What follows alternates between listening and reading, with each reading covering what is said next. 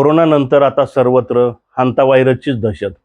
नमस्कार, मी Pramod Nalawade, live India चॅनलमध्ये आपले स्वागत आहे।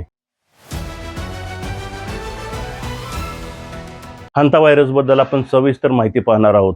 हांता व्हायरस म्हणजे काय? हांता व्हायरस हा प्रामुख्याने उंदीर आणि घुशींमार्फत पसरणारा एक धोकादायक विषाणू आहे।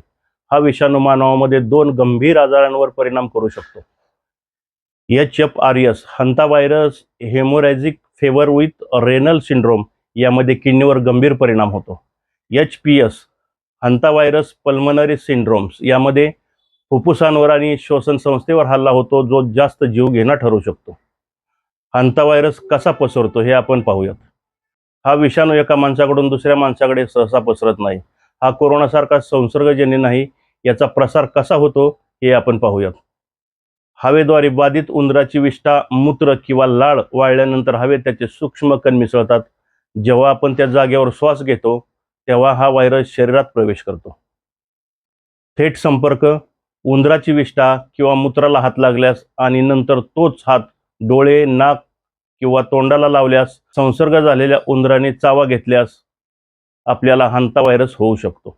प्रमुख लक्षणे: या विषाणूची लक्षणे संसर्ग झाल्यानंतर साधारणतः 1 ते 8 आठवड्यांच्या आत दिसू लागतात।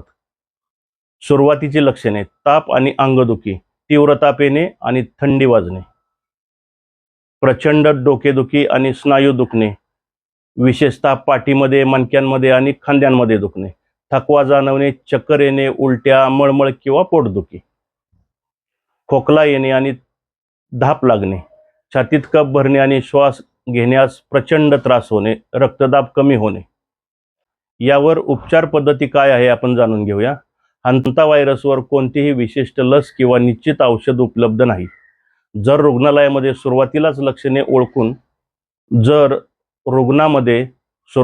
लक्षणे ओळखून त्याला ICU मध्ये दाखल केले तर त्याचे प्राण वाचवता येतात। रुग्णाला श्वास घेण्यासाठी मदत करण्यासाठी ऑक्सिजन थेरपी किंवा व्हेंटिलेटरचा वापर केला जातो। प्रतिबंधात्मक उपाय आपण पाहणार आहोत। उंदरापासून दूर राहणे हाच या आजारापासून वाचण्याचा एकमेव प्रभावी उपाय आहे। घर आणि परिसर स्वच्छ ठेवा। घरात उंदीर किंवा घुशी होणार नाहीत याची काळजी घ्या। अन्न झाकून ठेवा, उंदरांना अन्न मिळणार नाही अशा प्रकारे अन्न पदार्थ डब्यात बंद ठेवा। सफाई करताना काळजी घ्या। उंदराचा वावर असलेली जागा साफ करताना आधी तिथे जंतुनाशक फवारा, जेणेकरून धुलीकण हवेत उडणार नाहीत। साफसफाई करताना मास्क आणि हातमोजे नक्की वापरा। उंदरांना घरात येण्यासाठी असलेले मार्ग किंवा बिळे सिमेंटने बंद करा। असेच नवनवीन माहितीपर व्हिडिओ आम्ही घेऊन येत असतो। आमचे व्हिडिओ जर तुम्हाला आवडत असतील तर लाईक, शेअर आणि सबस्क्राईब करा। बेल आयकॉनला दाबायला विसरू नका। धन्यवाद।